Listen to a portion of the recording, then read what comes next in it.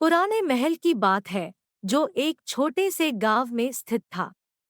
वहां की कहानी सदियों से गांव के लोगों के बीच में बचपन से सुनाई जाती थी। गांव की किसी भी बच्चे को रातों रात सोने नहीं दिया जाता था, क्योंकि उन्हें वह भूतिया महल की कहानी सुनाई जाती थी। कहानी यह है कि सदियों पहले उस महल में एक सुंदर सी दुल्हन रहती थी। उसका नाम कांचन था। उसकी खूबसूरती और मासूमियत गांव के सभी लोगों की दिलों में बस गई थी। वह अपने पति के साथ बहुत खुश थी, लेकिन उनकी खुशियां जल्द ही बदल गई। एक दिन कांचन के पति की मौत हो गई। वह बेहद दुखी हो गई और अकेले होने के बाद उसकी जिंदगी में उदासी छा गई। वह रोज-रोज अपने पति की यादों में खोई रहती थी और उसके चेहरे पर हमेशा एक गूंगी आवाज बसी रहती थी। कुछ सालों तक ऐसा ही चलता रहा। फिर एक दिन गांव के लोगों ने किसी बड़े पंडित की सलाह ली। पंडित ने उन्हें बताया कि कांचन की आत्मा अब भी वह महल घूमती है और उसकी आत्मा को शांति नहीं मिली है।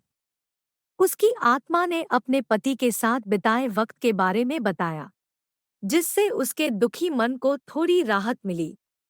गांव के लोगों ने मिलकर तय किया कि उन्हें कांचन की आत्मा को शांति दिलाने का प्रयास करना चाहिए। उन्होंने महल को एक रात के लिए सजाने का निर्णय लिया और उसे सुंदरता से दिखने की कोशिश की। रात के समय महल की दीवारें चीरते हुए उसने वहां पहुंची और देखा कि एक सुंदर सी दुल्हन उसी रूम में खड़ी है जहां कांचन और उसके पति रहते थे।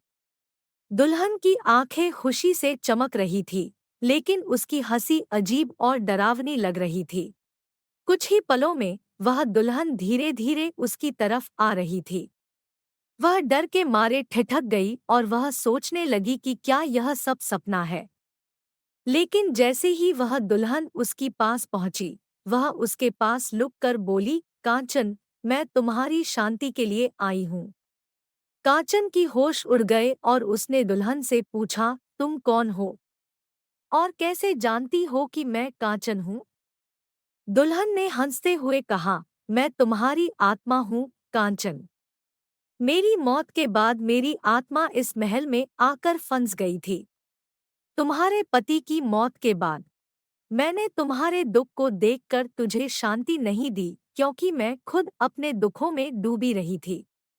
कांचन ने दुल्हन से आग्रह किया कि वह उसकी आत्मा को शांति दे दे। दुल्हन ने मुस्कुराते हुए कहा, मैं तुझे शांति दे सकती हूँ, लेकिन इसके लिए तुझे मेरी मदद करनी होगी।